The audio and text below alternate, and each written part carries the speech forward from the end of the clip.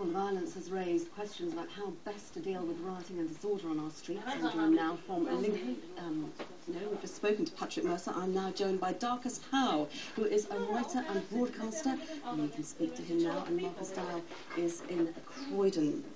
Marcus Dow, are you shocked by what you've seen there last night? No, not at all. I have been living in London for 50 years. There are so many different moods and moments.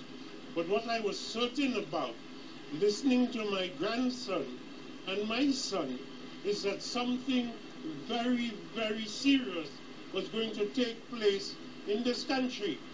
Our political leaders had no idea.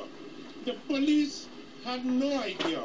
But if you looked at young blacks and young whites with a discerning eye and a careful hearing, they have been telling us, and we would not listen, that what is happening in this country to them. Mr. Howe, if I can just stop you, Mr. Howe, for a moment. You say you're not shocked. Does this mean that you condone what happened in your community last night? I condone, of course not. What I'm going to condone it for, what I'm concerned about more than anything else, there is a young man called Mark Duggan. He has parents, he has brothers, he has sisters, and few yards away from where he lives, a police officer blew his head off. Well, Mr. Howe, we have to. Let me finish. Mr. Howe, we have to wait for the official inquiry before we can say things like that. We don't know what happened to Mr. Duggan. We are going to wait for the police report on it. If I can take you on a little bit, you were talking about your grandson. You were talking about young people. You were talking about your grandson. You were talking.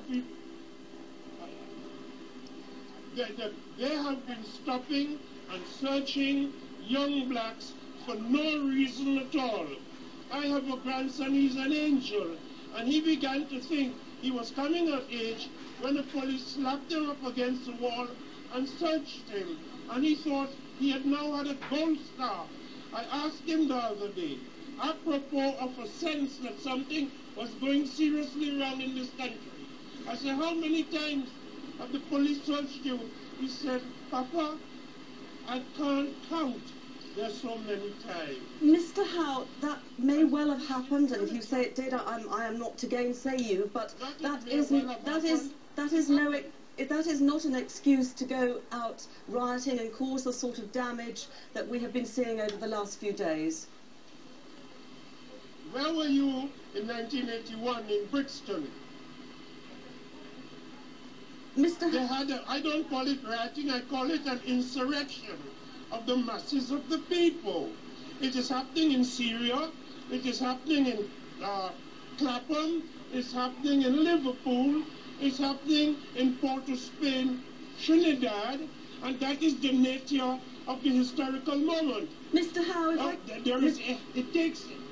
Mr. Howe, if I can just ask you, you are not a stranger to riots yourself, I understand, are you? You have taken part in them yourself. I have never taken part in a single riot. I've been on demonstrations that ended up in a conflict, and have some respect for an old West Indian Negro and stop accusing me of being a rioter. Because you won't tickle me to get abusive. You just sound idiotic. Have some respect. Darcus Howe. Grandchildren. Thank you very much for joining us from Croydon. Darcus Howe, their writer and broadcaster. Okay, well, there's been a huge knock-on to lots of aspects of life. He doesn't know what to do because she sounds like an idiot.